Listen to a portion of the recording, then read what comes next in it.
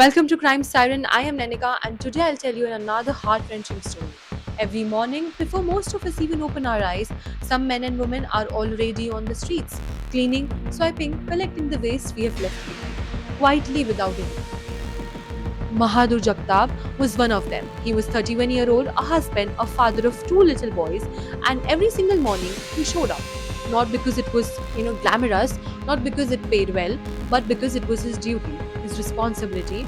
And on one ordinary morning, Mahadur left home for work and he never came back. It was a routine morning in Camp Number 3, Ulhasnagar, a densely populated neighborhood near Mumbai, the financial capital of India. Mahadu was going door to door collecting garbage just like he did every single day. Then he arrived at the home of a man named Durgesh Gupta. Now, here's what you need to understand. Durgesh had a habit of keeping his garbage bin inside his home instead of placing it outside, where Mahadu could collect it. And this wasn't the first time Mahadu had to deal with this. It wasn't even the first time Durgesh warned about.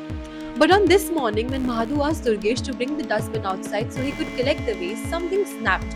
An argument broke out, words were exchanged, and then Durgesh walked back inside his house.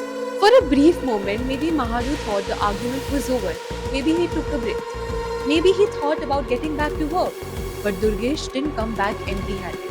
He came back with a knife. What followed was not a fight, it was not a scuffle, it was not a moment of passion, it was a brutal, relentless attack.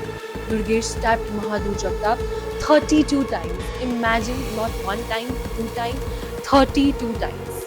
The entire attack was caught on camera, every single stab, every single moment of man being murdered over garbage. Mahadur Jagtap, the 31-year-old sanitation worker, died right there on the street, on the same street that he had been cleaning that morning.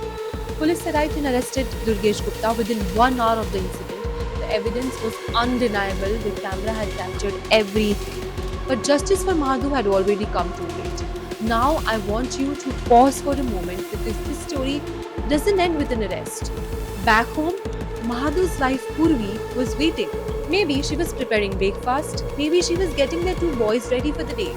We don't know exactly what she was doing in the moment, but we know what happened when the news reached her. Her husband, her partner, her provider, the father of her children had been stabbed to death on the street over garbage, over a dustbin that someone refused to place outside the door.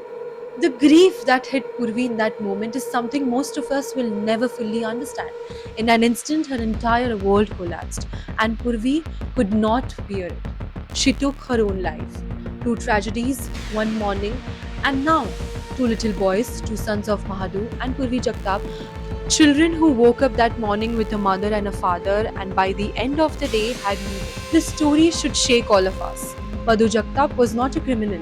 He was not causing trouble. He was doing his job. The job that keeps our cities clean, the job that most of us take completely for granted.